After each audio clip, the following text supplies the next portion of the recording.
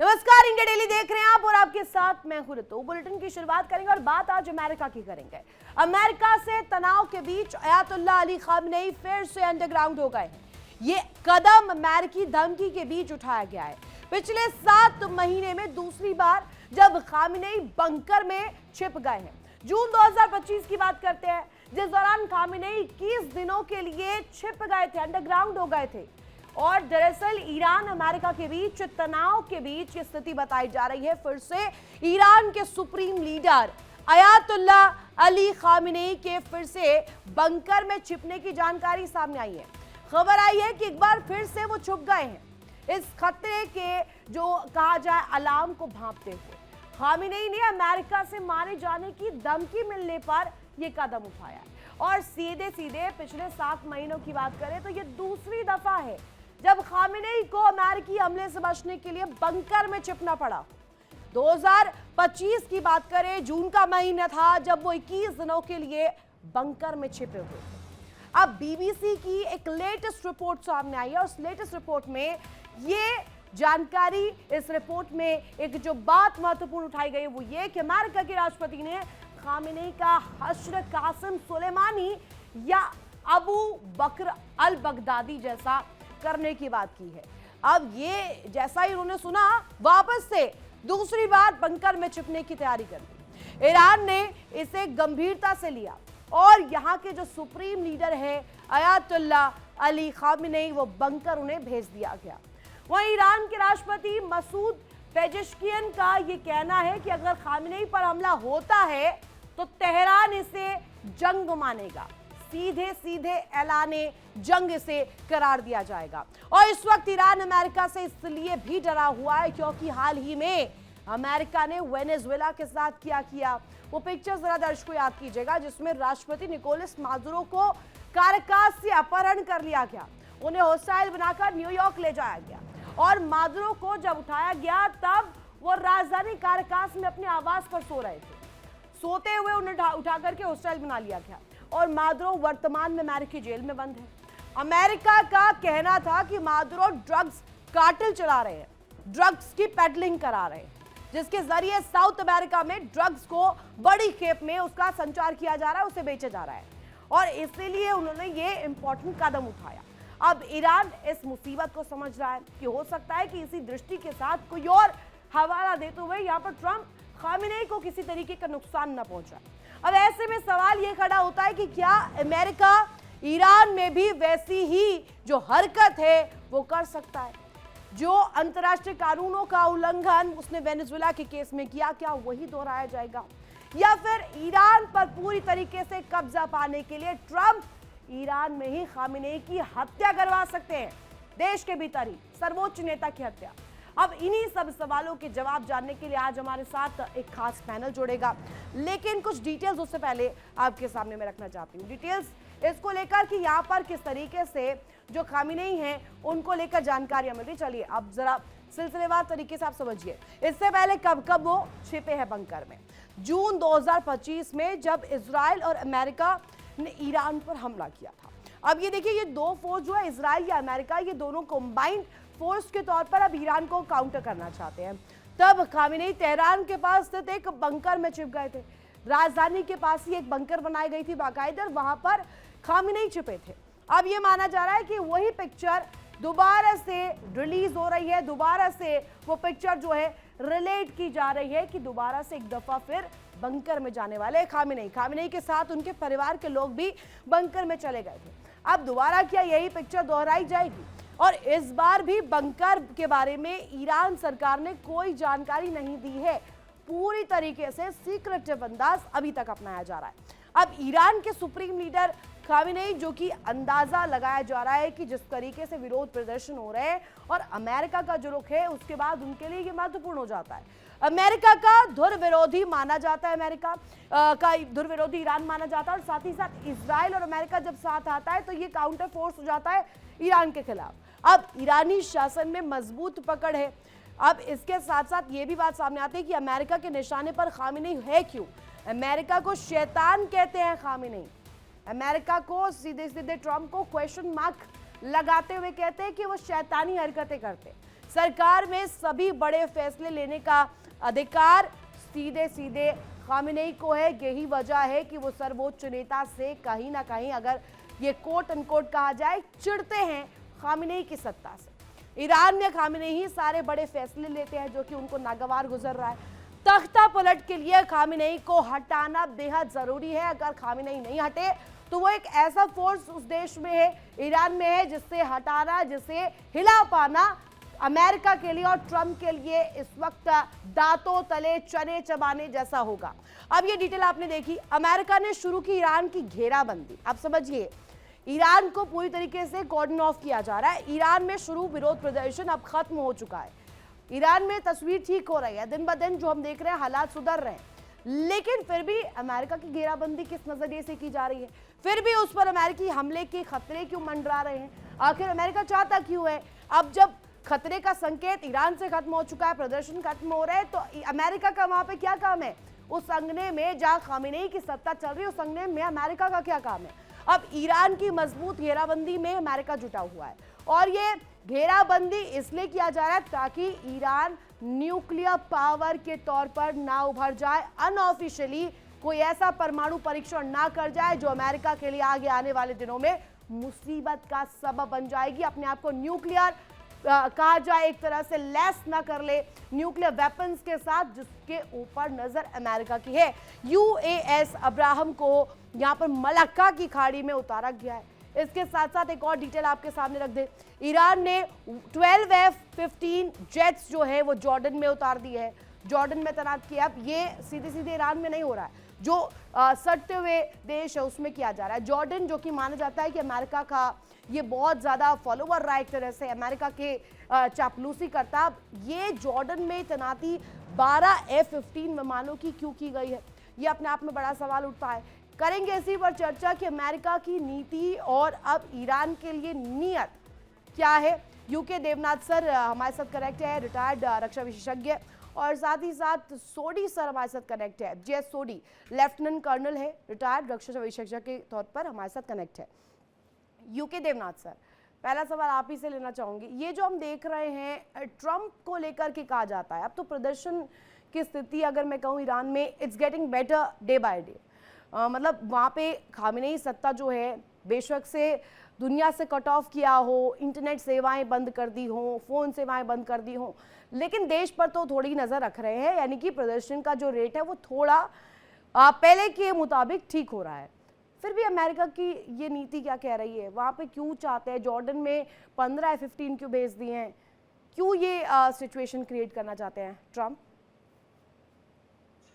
रितु जी, इसमें कोई शक नहीं है कि आज दुनिया में सबसे उदास नेता कौन है। आज की तारीख में दुनिया में सबसे उदास नेता है डोनाल्ड ट्रंप। वो बहुत उम्मीद कर रहे थे पिछले 15 दिन से, पिछले एक हफ्ते से, कि ईरान में जो सड़कों पर प्रदर्शन है, सरकारी इमारतों को आग लगा रहे हैं, गाड़ियों को आग लगा रहे हैं, औरतों और मस्जिदों को आग लगा रहे हैं, यह इतना ज़्यादा बढ़ जाएगा कि सारी जो ईरान की लोग हैं वो आग लगाते लगाते लगाते राष्ट्रपति पजेश्किन के घर में घुस जाएगी। तो डोनाल्ड ट्रंप को बहुत दुख है, ऐसा नहीं हुआ। डोनाल्ड ट्रंप बहुत उम्मीद कर रहे थे कि ईरान की जनता सड़कों पर आ जाएगी और फिर अयातोल्ला खुमानी के पैलेस में घुस जाएगी और उन्हें बाध्य करेगी कि वह ईरान छोड़कर रूस भाग जाएं। लेकिन डोनाल्ड ट्रंप बहुत दुखी हैं कि ऐसा नहीं हुआ।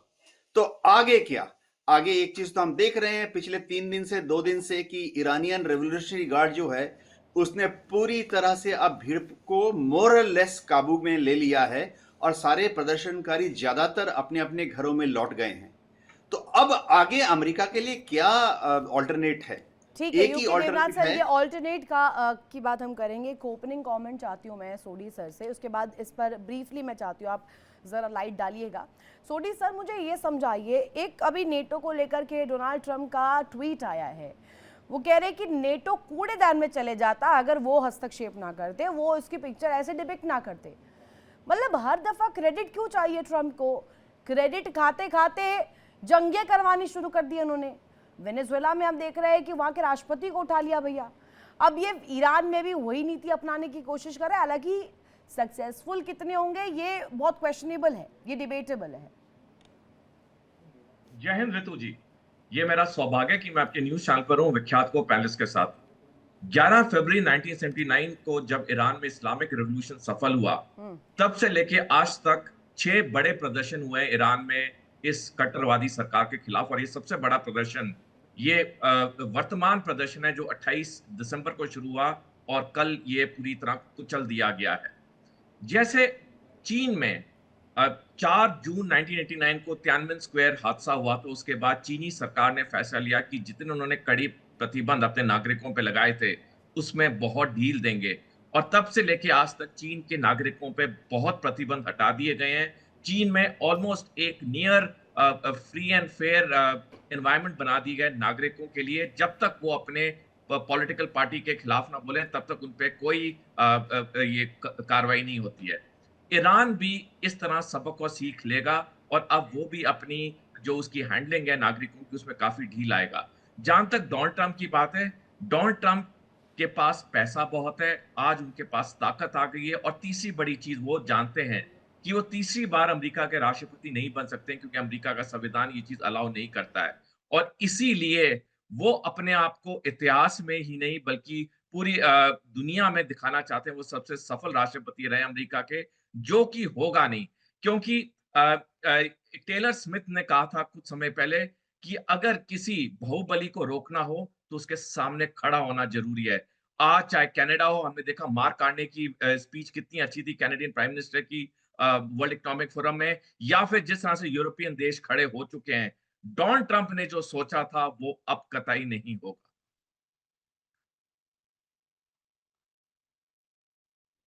सोडी सर, जिस तरीके से आप जानकारी यहाँ पर दे रहे हैं, आपने कहा कि ट्रंप जिस नीति के साथ आगे बढ़ रहा है, लेकिन खामेनेई को भी तो डर सता ही रहा है। खामेनेई कौन सा पीछे है?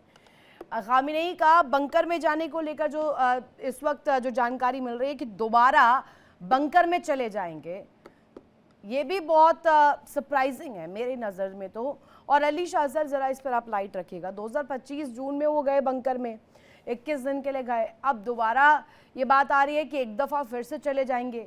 तो खामेनेई भी अगर डर जाएंगे तो फिर ट्रंप का मुकाबला करेगा कौन? And who will be the leader for this fight against Trump? मैं ये चाहती हूँ जानना कि जो अंतर्राष्ट्रीय कानूनों का उल्लंघन कर रहा है शख्स, सुपर पावर होने के लिहाज से, उस मद्देनजर उसे रोकना भी तो जरूरी है ना। अगर उसे रोकने के लिए ऐसा कोई व्यक्ति नहीं आया, खामेनेई जैसे लोग अगर छिप जाएंगे बंकर में, तो कौन करेगा उन्हें शैडो डाउन? जी ऋतु जी, देखिए कहते हैं offensive is the best defence. तो यहाँ पर मैं यही देख रहा हूँ दोनों मुल्कों की तरफ से, अमेरिका की तरफ से और ईरान की तरफ से, ये बयान आ रहा है, आया है कि ईरान ने बोला है, प्रेसिडेंट पेशकिन ने बोला है कि अगर अयतुल्ला अली खुमैनी को छुआ भी तो फिर वो अमेरिका पे हमला बोल देंगे और उसके अंजाम उनको भुगतने पड़ेंगे। अमेरिका की तरफ से, बल्कि मैं न्यूज नेशन में देखा था, कैटी पैवलिच के साथ इंटरव्यू थे डोनाल्ड ट्रंप साहब। तो ये कैटी पैवलिच को कहते हैं, कैटी पैवलिच बहुत रिनाउंड जर्नलिस्ट हैं। वो कहते हैं कि अगर ईरान की तरफ से कोई कार्रवाई हुई तो हम ईरान का नाम नक्शा से बदल देंगे, हम हटा देंगे बिल्कुल। तो दोनों एक दूसरे को वाइप आउट करने की धमकी में लगे हुए हैं। अब आप बंकर की बात करें तो देखिए, डोनाल्ड ट्रंप साहब ने अनुमान लगाया कि इतना प्रेशर लगाएंगे ईरान के ऊपर कि अयतुल्ला खुमैनी रूस भाग जाएंगे, जैसे कि ग्रुप कैप्टन देवनाथ साहब ने बताया बिल्कुल। तो लेकिन ऐसा हुआ नहीं। तो डोनाल्ड ट्रंप साहब के पर ऊपर भी अली शाह प्रेशर सर, हुआ। ये ट्रंप जो है ना, ये हर दफा this person has some obsession with taking credits. अब देखिए, नेटो के लिए बाकायदे ट्वीट लंबा चौड़ा लिख दिया, कह रहे हैं कि अगर नेटो में अगर उन्होंने उस पिक्चर को नहीं डिपिक्ट किया होता तो नेटो कूड़ादान में होता, it would be in the garbage.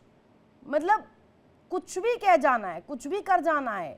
आप सुपर पावर है, इसका मतलब ये थोड़ी है कि आपको किसी ने आज़ादी इस कदर दे दी कि सुबह उठिए और ट्विटर उठाइए, कुछ भी लिख दीजिए।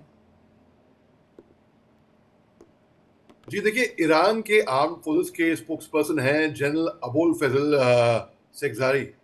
जनरल अबुल फैजल सेगजारी ने बोला है कि अगर कुछ भी होता है तो फिर वो हाथ ही नहीं काटेंगे बल्कि उस दुनिया को वहां पर आग लगा देंगे। ये जनरल साहब ने बोला है वहां के। अब देखिए, प्रेसिडेंट ट्रंप की जो आदत है कि वो हर चीज में क्रेडिट लेने को कूदते हैं उनको नोबेल पीस प्राइज चाह रहे थे वो, तो उन्होंने ट्वीट कर दिया, ऑप्स न्यूज के टाइम पे भी ट्वीट कर दिया। उन्होंने बोला कि पिछले कितने 8 महीनों में भाई कितने युद्ध रुका है उन्होंने। तो ये उनकी आदत है, ये बचपना है या क्या बोले, ये इमेच्योरिटी बोले या इमेच्योर सठिया तो गए नहीं कह हैं, सकते क्या सर, जो बोले। उनकी उम्र है और जो उनका तजुर्बा है, एक दफ़ा और भी रह चुके हैं, अब दोबारा आए हैं। अब इस बार किस इरादे से आए हैं समझ में थोड़ा कम आ रहा है। जो लोग हैं वो समझ नहीं पा रहे हैं वो चाहते क्या है, करते क्या है। मतलब नीति और करनी में बहुत फ़र्क इस वक्त दिखाई दे रहा है। अब यूके देवनाथ सर, आप कंप्लीट कीजिएगा अपनी पुरानी बात को। मैंने ओपनिंग कमेंट्स ली, माफ़ी के साथ आप वापस आपके पास आ रही हूँ। जे 15 विमान, जिस तरीके से कहा गया F-15 विमान जो है 15-12 ऐसी संख्या में अगर जॉर्डन में उतारने पड़ रहे हैं अमेरिका को, तो ये माना जाता है कि ऐसा कुछ हुआ होगा क्रूशल, वहाँ पे कुछ पेच अटका होगा। पर ईरान में तो अब स्थिति बैक टू नॉर्मल होने की कोशिश हो रही है। वहाँ पर अगर इस तरीके के प्रयास हो रहे हैं कि प्रदर्शन को रोका जाए, फिर यहाँ पे ये अमेरिका इन पिक्चर क्यों आना चाहता है? इतना इंटरवीन करने की वहाँ पर दिलचस्पी क्यों है? रितु जी, हो ये रहा है कि डोनाल्ड ट्रंप को अभी भी उम्मीद है कि आने वाले शुक्रवार को या आने वाले हफ्तों में या महीनों में फिर से ईरान की जनता एक बार सड़कों पे आ जाएगी। और अमेरिका उस वक्त जानता है कि ईरान की जनता को अंदरूनी भड़कावा देने के लिए तो वहाँ पर बहुत सक्सेसफुली मोसाद ने और CIA ने अपने एजेंट्स को लगा दिया है। देखिए, ईरान के अंदर जो मोसाद और CIA के एजेंट काम करते हैं वो दो तरह के होते हैं। एक तो मोसाद के एजेंट, एक CIA के एजेंट, और एक हैं ईरान के ही लोग जो कि मोसाद के लिए और CIA के लिए काम कर रहे हैं।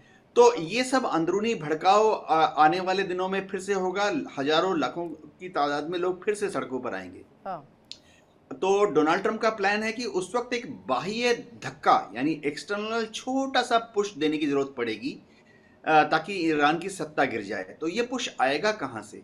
जाहिर बात है कि सबसे आसान तरीका है कि अमेरिका एक एयरक्राफ्ट कैरियर डिप्लॉय कर रहा है उत्तरी अरब सागर में, वहां से वो हमला करेंगे ईरान के ऊपर। एक एयरक्राफ्ट कैरियर अमेरिका भेज रहा है भूमध्य सागर में, वहां से वो हमला करेंगे ईरान के ऊपर। डिएगो गार्सिया में B-2 बॉम्बर्स की तैनाती है, वहां से B-2 बॉम्बर्स आकर ईरान पर बम फेंकेंगे। और जॉर्डन में जैसे F-15 डिप्लॉय हो रहे हैं, वो भी जॉर्डन से टेक ऑफ करके जाके ईरान पर बम फेंकेंगे। तो जो बाहरी पुश, जो हल्का सा नज देना है ईरान की सत्ता को गिराने के लिए, वो इस तरह से दिया जाएगा। लेकिन अड़ंगा खड़ा कर दिया है इन देशों ने, Saudi Arabia, Kuwait, Abu Dhabi, UAE। मैं अभी वही डिटेल निकाल रही थी यूके देवनाथ सर, और मैं ये देखना चाह रही थी कि जो सटते हुए देश है, चाहे जैसा मैंने बात जॉर्डन को लेकर के कहा, या जो ईरान की बेसिस के साथ कनेक्ट होते हैं, ईरान के बॉर्डर्स को शेयर करते हैं, वहाँ पर अमेरिका के साथ ऐसे कई देश हैं जो बहुत अच्छे कंपेनियन कहे जाते हैं अमेरिका के। आप इसे दूसरे टर्म्स में भी ले सकते हैं कि जूते भी चाटते हैं। मैं तो इसे इसी ढंग से लेती हूँ, क्योंकि आज इस सिचुएशन में दुनिया में कुछ ऐसे कंट्रीज़ है जो कि पाकिस्तान की राह पर है। पाकिस्तान भी वही कर रही है चापलूसी, पाकिस्तान की सरकारें भी वही कर रही है, वहाँ के फील्ड मार्शल भी वही कर रहे हैं। तो मैं ये समझना चाह रही हूँ कि वो जो बॉर्डर कंट्रीज़ हैं वो कितना क्रूशल पार्ट प्ले करेंगी इस सिचुएशन में। डेफिनेटली बहुत ही क्रूशल पार्ट प्ले करेंगे। देखिए, ये जो कंट्रीज़ हैं पश्चिम एशिया के और गल्फ स्टेट जो हैं, यहाँ कहीं पे भी ट्रूली डेमोक्रेटिक सरकार तो है नहीं।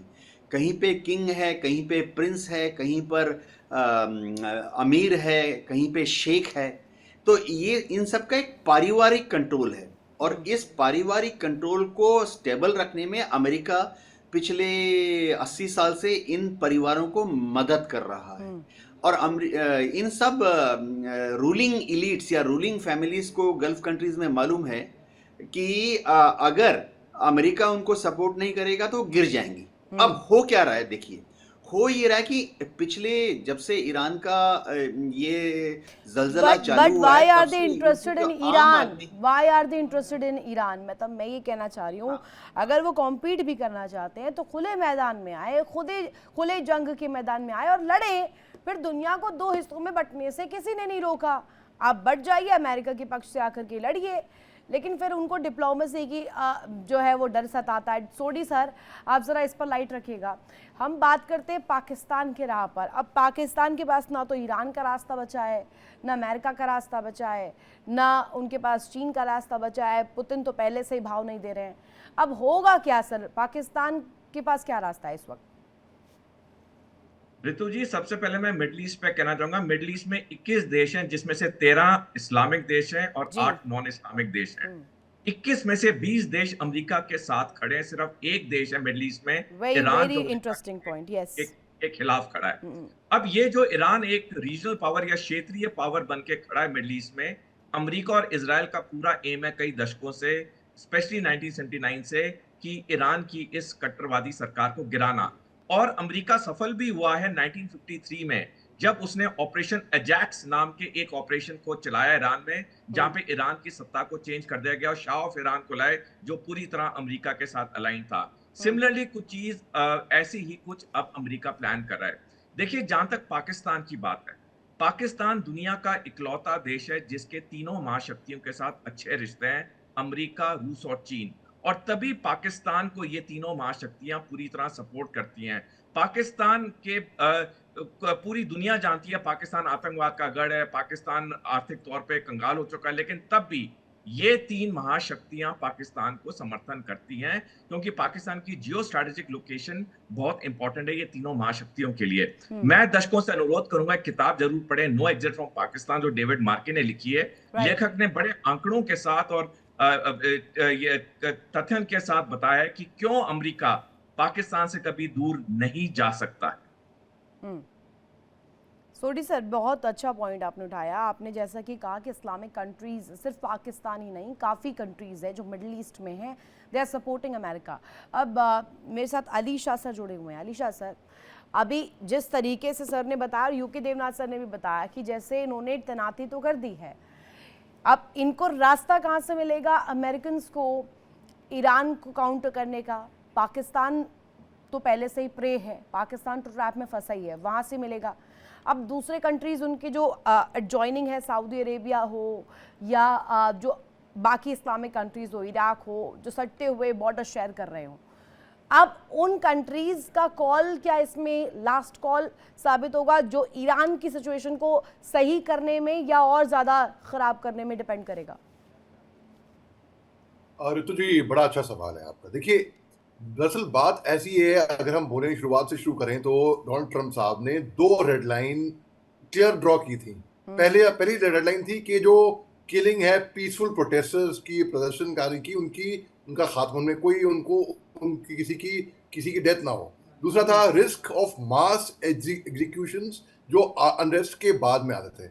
अब एक गवर्नमेंट ने, ईरान की गवर्नमेंट ने इम्पोज किया इंटरनेट ब्लैकआउट, बिल्कुल, वो जनवरी 8 के बाद से। और जो human rights activist news agency HRAN, जो बहुत क्रेडिबल मानी जाती है, उनकी मैं रिपोर्ट पढ़ा था, वो उन्होंने बताया आंकड़े थे 4519 लोग अब तक मारे गए हैं। 4519 लोग, जो कि बहुत बड़ा फिगर है।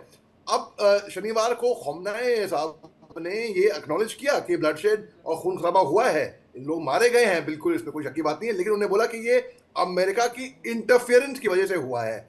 अब ये जो पहला जो पब्लिक एडमिनिस्ट्रेशन था ईरान की लीडरशिप का, वो स्केल उन्होंने कैजुअलिटीज पूरे आंकड़े गिनने की कोशिश करी। अब इतने में जो वहाँ के जो पुलिस चीफ हैं, जनरल अहमद रजा रादान, इन्होंने बोला है कि जो सामने आते हैं प्रदर्शनकारी, in other word surrender, basically जो खुद सामने आते हैं उन पे सजा कम होगी। लेकिन क्योंकि ईरान बार बार कह रहा है कि मोसाद और CIA का इंटरफेरेंस है प्रोटेस्ट के अंदर, तो ये प्रोटेस्ट हो रहे हैं। अब क्या है कि ईरान और अमेरिका के बीच में ऑलमोस्ट युद्ध की स्थिति आ चुकी है। बस ये सस्पेंस बाकी है, नील बाइटिंग मैच की तरह, कि कब ईरान या अमेरिका एक दूसरे पे हमला करेंगे।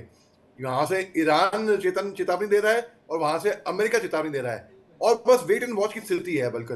लेकिन ईरान छोटा सा मुल्क है, और डोनाल्ड ट्रंप साहब चाह रहे हैं कि अयतुल्लाह खुमैनी की सरकार, जो कि 40 साल से ऊपर है, वहां पर 1979 से पहले शाह ऑफ ईरान जब थे, तब इनके रिश्ते अमेरिका से बड़े अच्छे थे, मॉडर्नाइजेशन था। फिर कट्टरपंथी की सरकार आई, अयतुल्लाह खुमैनी की सरकार आई, तो डोनाल्ड ट्रंप साहब चाह रहे हैं कि ईरान और ईरान, अगर आप देखिए, ईरान एक मुल्क ऐसा है जो कि रिच है पेट्रोलियम में, नेचुरल रिसोर्सेज में, लेकिन अमेरिका के सैंक्शन इतने लगे हुए हैं कि इनकी इकोनॉमी डाउन हो रही है, बेरोजगारी है, गरीबी है, महंगाई बहुत बढ़ी हुई है, जिसके खिलाफ बल्कि 2-1 साल पहले भी वहां पे एंटी हिजाब प्रोटेस्ट। अब मेरा ऐसा मानना है कि अल्टीमेटली क्या होगा, क्या जो हिजाब जो है ना वो आउट हो जाएगा ईरान में, ऐसा मेरा मानना है कि अल्टीमेटली थोड़ी बहुत लीनियंसी आएगी और अयतुल्ला खुमैनी की सरकार शायद वहीं पे ही रहे। डोनाल्ड ट्रंप साहब में इतनी हिम्मत ना करें कि ईरान पे हमला कर दें, मगर कट्टरवादी गवर्नमेंट थोड़ी बहुत माइंड से खुलेगी ऋतु जी। अलीशा सर, बिल्कुल आपने राइट डिपिक्ट किया। UK Devnath sir, defence budget को अगर ज़रा हम कंपेयर करें ईरान और अमेरिका के, मैं देख रही थी वो detail, rank number 1 comes for America and rank number 25 comes for Iran. ये अभी का डिटेल जो मुझे मिला है स्ट्रेटेजिक तौर पर, ये अभी मैं निकाल पाई हूँ। मैन पावर में देखेंगे तो आप अमेरिका से थोड़ा सा इसमें नाराज़ रहेंगे, थोड़ा सा आप इससे नाखुश होंगे। मैन पावर में Iran is far better.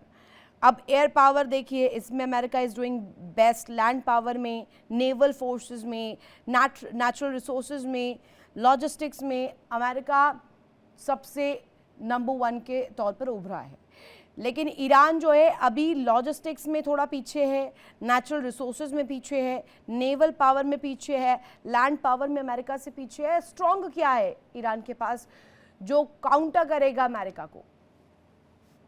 Ritu जी देखिए, ईरान और अमेरिका की मिलिट्री पावर को कंपेयर करना एकदम उचित नहीं होगा, क्योंकि कंपेरेबल ही नहीं है दोनों। ये तो हाथी और चींटी की कंपैरिजन वाली बात है। लेकिन मोटा मोटी 4 सेंटेंस बोलूंगा। ईरान के पास कोई नेवी नहीं है, ईरान के पास कोई एयरफोर्स नहीं है, ईरान की आर्मी 6 लाख स्ट्रांग है, लेकिन अमेरिकन आर्मी के सामने कहीं नहीं टिकती है। राइट। अमेरिकन आर्मी की जो फायर पावर है, देखिए 6 लाख ट्रुप्स ईरान के पास हैं, लेकिन फौज में हम इस्तेमाल करते हैं कि किसके पास फायर पावर ज़्यादा है। मेरी तरफ मैं अगले 1 मिनट में 1200 गोले फायर कर सकता हूँ और मेरा दुश्मन अगले 1 मिनट पे मेरे ऊपर 100 गोले फायर कर सकता है। तो कुछ ऐसा है कंपैरिजन। अमेरिका की फायर पावर जमीन में बहुत ज्यादा है, ईरानियन आर्मी सामने टिकती नहीं है। ईरानियन रेवोल्यूशनरी गार्ड है, उनके पास 2000 से ज्यादा जमीन से जमीन पर मार करने वाली रॉकेट्स हैं। इसमें कुछ दम है कि ठीक है, जरूरत पड़ने पर वो एक साथ 200, 300, 400 रॉकेट्स और मिसाइल्स इजराइल की तरफ लॉन्च कर सकते हैं, जैसा कि उन्होंने पिछले साल भी किया था। क्या ईरान अमेरिका के सरजमीन पर कोई हमला कर सकता है इन लॉन्ग रेंज रॉकेट से? ऐसा कोई रॉकेट उनके पास है नहीं। हाँ, ईरान ये कर सकता है कि जो अमेरिकन बेसिस सर घर में रखने के लिए, सजाने के लिए बनाए थोड़ी है ईरान ने। रितु जी, डिटरेंस के लिए देखिए, ऐसा होता है कि एक कमजोर पक्ष जो है वो हमेशा हथियार रखता है, जीतने के लिए नहीं तो कम से कम डिटरेंस की। कमजोर पक्ष के पास जो हथियार है वह इस स्ट्रॉन्ग पक्ष को ये दिखाने के लिए रखता है कि हम भी तुम्हें कुछ नुकसान पहुंचा सकते हैं। ये समझना पड़ेगा कि अगर अमेरिका फुल फ्लेज्ड अटैक करता है, एरियल अटैक ईरान पर, जैसा कि उसने पिछले साल दिखाया, तो ईरान की एयर डिफेंस सिस्टम पूरी तरह से नाकामयाब हो गए थे, पूरी तरह से जैम कर दिए थे। तो ईरान के पास अमेरिका से युद्ध लड़ने का कोई आर्गुमेंट ही, मतलब दम नहीं है। मिलिट्री तौर पर ईरान क्या अमेरिका के हमले के सामने टिक सकता है? 10 दिन 15 दिन की बात है। देखिए, यूएस एयरफोर्स की जो और यूएस नेवी की जो फायर पावर है ना, वो अकल्पनीय है। मैं कैसे बयान करूं? एक चीज बता सकता हूं कि आज यूएस एयरफोर्स और यूएस नेवी अगर चाहे तो ईरान के ऊपर 10 मिनट में 10,000 टन 10 मिनट में 10,000 टन एक्सप्लोसिव गिरा सकती है। इसके मुकाबले अगर ईरान अपने जमीन से जमीन पर फायर करने वाला रॉकेट्स का इस्तेमाल करेगी तो वो अगले 1 घंटे में करीबन 1000 टन एक्सप्लोसिव गिरा सकती है। इसी पर एक पॉइंट सोडी सर से मैं चाहती हूँ। सोडी सर, जैसा कि अभी यूके देवनाथ सर कह रहे हैं, कंपैरिजन ही नहीं ड्रॉ कर सकते। अगर ईरान को और अमेरिका को हम कंपेयर करें on the basis of military power, तो ये कंपैरिजन ड्रॉ करना कहीं ऊंट और चींटी वाली बात ना हो जाए। लेकिन फिर ऐसा जब बात सामने आती कि दूसरी दफ़ा बंकर में छुपना चाह रहे हैं खामेनेई, तो ऐसी कौन सी चीज़ है जो एज दे देती है अमेरिका को और ट्रंप को, जो वो मजबूर हो जाए दोबारा से बंकर में छिप जाने के लिए? पहले 21 दिन के लिए गए, अब जाएंगे तो कितने दिन के लिए जाएंगे, और जाएंगे तो उस पर बड़ी वजह क्या है, कमजोरी क्या है खामेनी की? ऋतु जी, डोनाल्ड ट्रंप ने डिसाइड किया था कि इसी साल 13 जनवरी को मध्य रात्रि ईरान पे हमला होगा। 13 जनवरी सुबेरे व्हाइट हाउस के सिचुएशन रूम में जब अमेरिका की खुफिया एजेंसीज ने राष्ट्रपति डोनाल्ड ट्रंप को ब्रीफिंग दी, एक बात साफ निकल के आई कि अमेरिका ईरान पे विजय नहीं प्राप्त कर सकता है। और उसी दिन खाड़ी के कई देशों ने डोनाल्ड ट्रंप को मैसेज भिजवाया कि वो अपनी एयर स्पेस या जमीन का इस्तेमाल नहीं करने देंगे ईरान के हमले के लिए, क्योंकि वो क्षेत्रीय युद्ध में नहीं घुसना चाहते हैं। जब ये दोनों चीजें सामने आई तो डोनाल्ड ट्रंप ने 13 जनवरी मध्य रात्रि का हमले को स्थगित कर दिया। इससे एक बात साफ जाहिर होती है, कागज में बेशक अमेरिका के पास ज्यादा फायर पावर हो, लेकिन जब जमीन पे लड़ाई की जाएगी तो ईरान अमेरिका के लिए बहुत बड़ी चुनौती होगी। और इसका एग्जाम्पल हमें पिछले साल 12 दिन के युद्ध में दिखा। ईरान के पास बेशक नेवी नहीं थी, छोटी एयरफोर्स थी, लेकिन तब भी उसने 12 दिन के युद्ध में इजराइल पे इतनी हानि पहुंचाई कि इजराइल के कैपिटल राजधानी टेल अवीव को 1/3 बर्बाद कर दिया। और बेंजामिन नेतन्याहू को दौड़ के ट्रंप के पास जाना पड़ा और बोलना पड़ा कि हमला करो ईरान पे। और डोनाल्ड ट्रंप ने क्या किया, ईरान को पहले सूचित किया कि मैं रात को इतने बजे मिडनाइट ऑपरेशन मिडनाइट हैमर करूंगा, और ईरान ने वही चीज की, अमेरिका को पहले सूचित किया। ये जो एक इन्होंने एक दूसरे पे सैनिक कार्रवाई की, ईरान और अमेरिका ने एक दूसरे पे, उनका एक भी सैनिक नहीं मरा, वहां पे कोई प्रॉपर्टी की बर्बादी नहीं हुई। क्या हम सोच सकते हैं कि हजारों के टन में अगर बॉम्ब गिराया जाए तो वहां पे एक भी इंसान ना मरे? ये साफ दिखाता है कि अमेरिका और ईरान की पहली सांठगांठ हो गई थी। तो जहां तक इस बार की बात भी है, इस बार तो पूरी तरह से ब्रीफिंग हो गई है, और तभी डोनाल्ड ट्रंप ने अपने इस ईरान के हमले के प्लान को स्थगित कर दिया। आप ये कह रहे हैं कि प्लान को स्थगित कर लिया है, पर रिपोर्ट्स ये भी कह रही हैं कि अभी सिर्फ होल्ड किया है, आगे पोस्टपोन कर दिया है इसे, और ये आने वाले दिनों में होगा। Alisha sir, am I correct? ये होल्ड किया गया है ऑपरेशन या खत्म कर दिया गया है, रद्द कर दिया गया है? नहीं, होल्ड किया गया है ऋतु जी। और देखिए, बल्कि वीकेंड पे डोनाल्ड ट्रंप साहब के जो रेटोरिक्स थे, वो उन्होंने एक इंटरव्यू भी दिया था जहाँ पे उन्होंने खोमेनी को सिक man, the term use sick man की मतलब पागल इंसान, मतलब कोई दिमाग से कुछ, तो वो घोषित किया था इस इंटरव्यू में, और कहा था कि स्टॉप किलिंग पीपल। और उन्होंने ये भी कहा था कि अगर ईरान फायर करती है तो हम, अमेरिका आएगी रोकने के लिए। ईरान ने बोला है कि अगर अमेरिका की दखलंदाजी हुई, डायरेक्ट दखलंदाजी, तो हम उनकी दुनिया को आग लगा देंगे। ये ईरान की तरफ से बयान आया है। तो दोनों तरफ से बयानबाजी हो रही है, लेकिन अभी बस वो वेट एंड वॉच वाली स्थिति है। कभी भी दो पहलवान को लड़ते हुए देखा है? नहीं देखा है। हाथी और चींटी को लड़ते हुए देखा है? हो सकता है शायद, लेकिन वही चींटी अगर हाथी के नाक में घुस जाए तो हाथी के नाक में दम कर सकती है। वैसे ही ईरान छोटा सा मुल्क है, ईरान ने बहुत परेशान कर रखा है यहाँ पे बड़े बड़े मुल्कों को। तो ईरान की, देखिए आयतुल्ला, हिंदुस्तान के ईरान के साथ सवाल है, वो उठ भी रहा है कि खामेनी के साथ बेशक से वो छोटी कंट्री है, लेकिन सपोर्ट तो रशिया भी करेगा ईरान को, सपोर्ट तो चीन भी करेगा, क्योंकि चीन के भी एडेड बेनिफिट्स हैं। हम देख रहे हैं कि और भी कंट्रीज़ हैं, चाहे ईरानियन सपोर्ट को लेकर कहें, इक्का दुक्का भी अगर इस्लामिक कंट्री आ जाती है सपोर्ट में, तो सिर्फ विरोधी कौन रहेगा? इजराइल और अमेरिका। ये दोनों काउंटर करने के लिए इन सारी फोर्सेस के साथ कंबाइंड पावर में क्या एक्टिवली काम कर पाएंगे खामेनी के अगेंस्ट? ये अगर देखिए, अभी वेनेजुएला के प्रेसिडेंट को उठाया था डोनाल्ड ट्रंप साहब ने, तब रूस, चीन अनुमान लगा रहे थे कि वो वैसे चुप रहे, उन्होंने कुछ बोला नहीं। वो ईरान की दखलंदाजी नहीं हुई, जाहिर सी बात है। फिर अगर चीन की नहीं हुई तो नॉर्थ कोरिया की भी नहीं हुई। तो अब मगर अगर ईरान के ऊपर अमेरिका, तो बिल्कुल रूस और चीन, शायद नॉर्थ कोरिया भी शायद चुप नहीं बैठेंगे। इसलिए नहीं क्योंकि वो ईरान को ही सपोर्ट करते हैं, वजह दो होंगी। दूसरी वजह यह है, मेन वजह यह है कि वो अमेरिका को नीचे दिखाने के, अमेरिका के खिलाफ कार्रवाई करने के लिए कुछ भी काम करेंगे वहां पे। तो जी हाँ, ये बात कहना सही होगा कि भाई अभी जैसे कि ये अभी जो टेंशन है वो खत्म तो हुई नहीं है बिल्कुल, बस एक विराम लगा, एक पॉज लगा है एट द मोमेंट, और ये किसी भी टाइम पे कुछ भी दोनों के देशों के बीच में बढ़ सकता है। तो ये पहली दफ़ा तो नहीं है, आप अब यू के देवनाथ सर इसे समझाइएगा। बांग्लादेश की स्थिति में हो या किसी और कंट्री के, मैं एग्जांपल्स अभी यहाँ पे अगर कोट करूँ तो काफ़ी बड़ी लिस्ट है जहाँ पे अगर सत्ता परिवर्तन होता है, तख्ता पलट होता है, तो कोई इंटरनेशनल फोर्स, फॉरेन पावर बहुत ज़्यादा इम्पोर्टेंट रोल करता है। सिर्फ और सिर्फ देश की चीज़ें नहीं होती हैं जिसकी वजह से ऐसा कुछ बदलाव या ऐसा कुछ तख्ता पलट हो जाए, कुछ ना कुछ फॉरेन इसमें प्रेशर रहता है। अब अगर ईरान की सिचुएशन हम देखें, क्या ये दूसरा वेनेजुएला बन पाएगा उस इंटेंसिटी के साथ? और अगर मैं एक लेमैन लैंग्वेज में आपसे समझना चाहूँ, जो दर्शक देख रहे हैं, जो कंफ्यूज हैं कि खामेनेई से इस दुश्मनी की वजह ट्रंप की क्या है, तो वो आप क्या समझा पाएंगे उन्हें?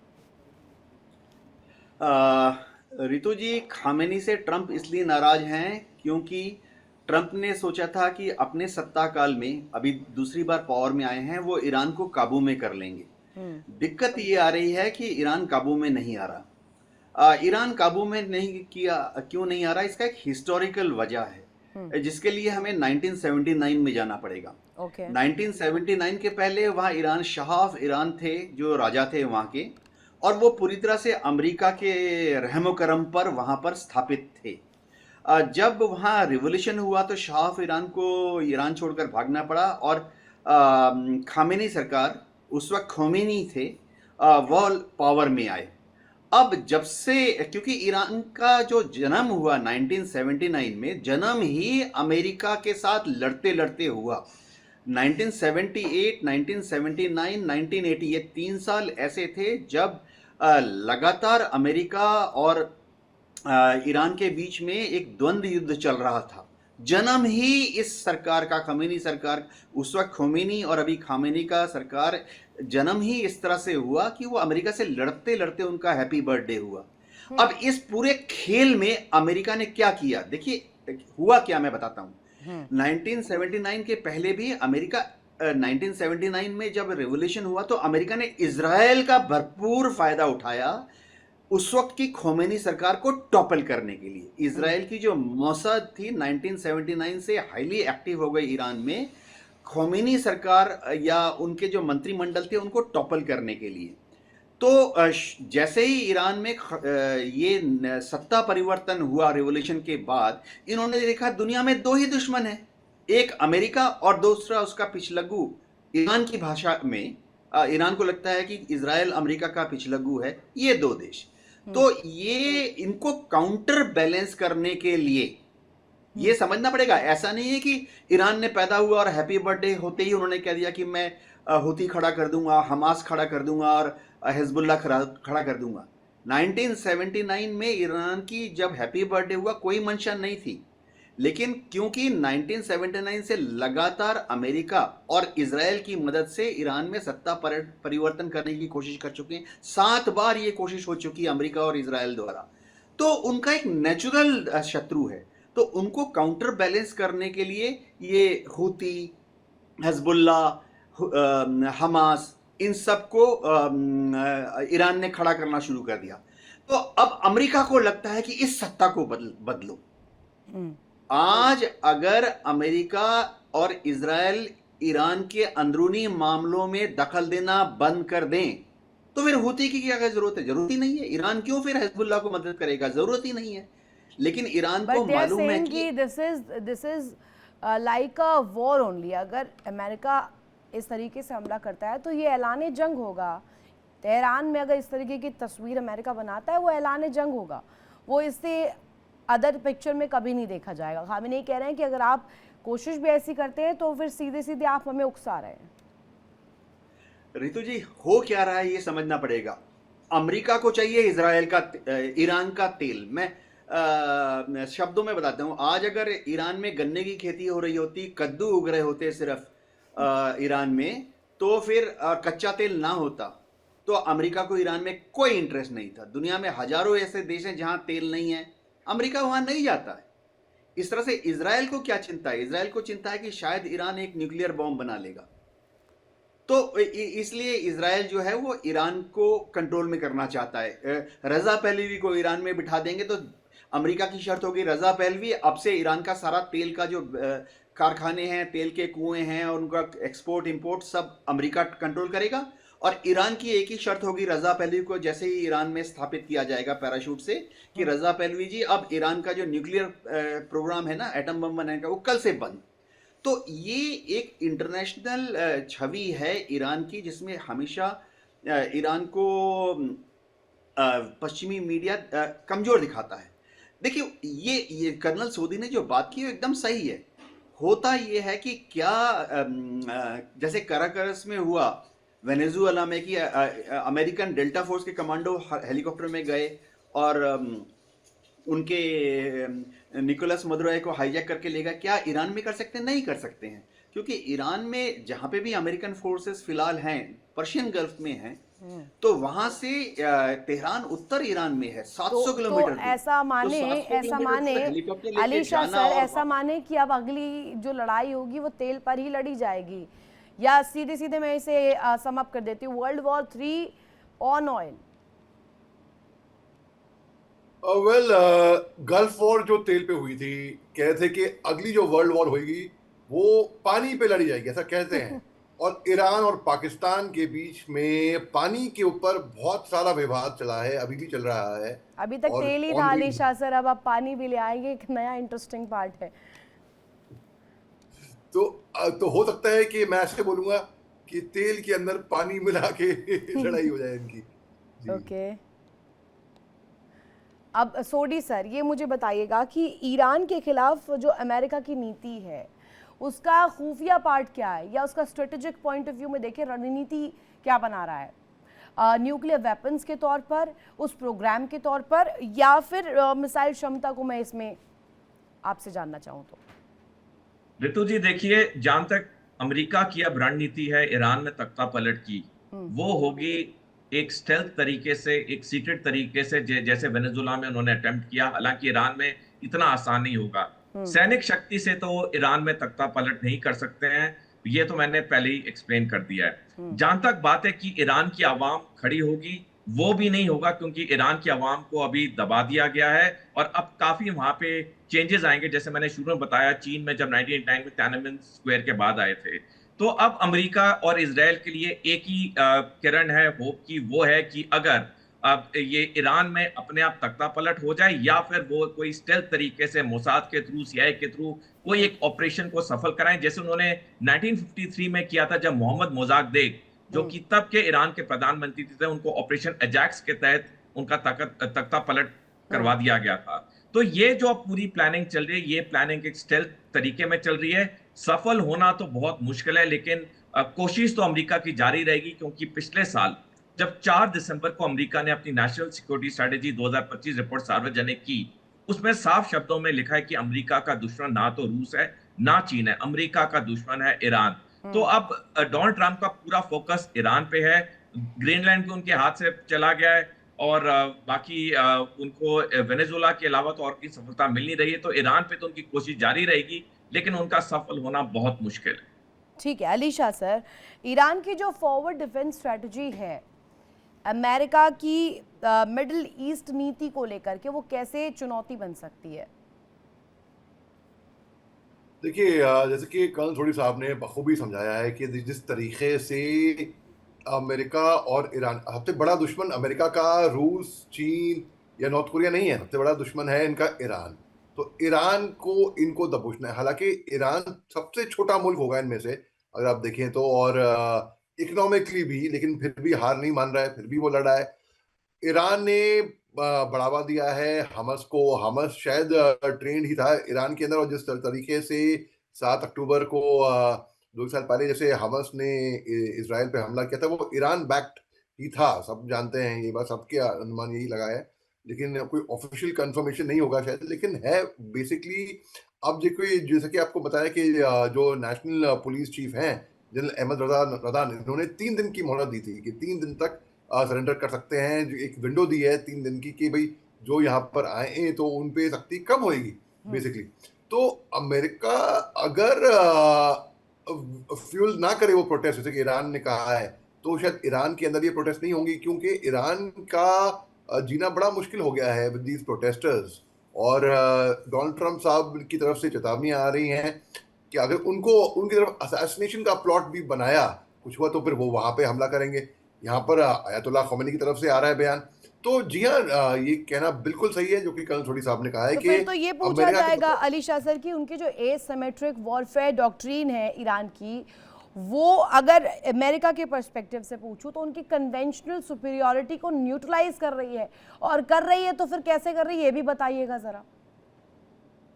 जी बिल्कुल, देखिए क्योंकि अमेरिका के पास बहुत सी टेक्नोलॉजी है, इज़राइल के पास टेक्नोलॉजी है, अमेरिका के पास टेक्नोलॉजी है, और हो सकता है कि ईरान के पास इतनी ज़्यादा जो अमेरिका के पास में है टेक्नोलॉजी वो नहीं हो। लेकिन at the end of the day, क्योंकि अमेरिका सुपर पावर है और अमेरिका ने साबित कर दिया है कि भाई जिसकी लाठी उसकी भैंस, the might is always right, strength भाई, ये अमेरिका दादागिरी करेगा, जमाता है दादागिरी।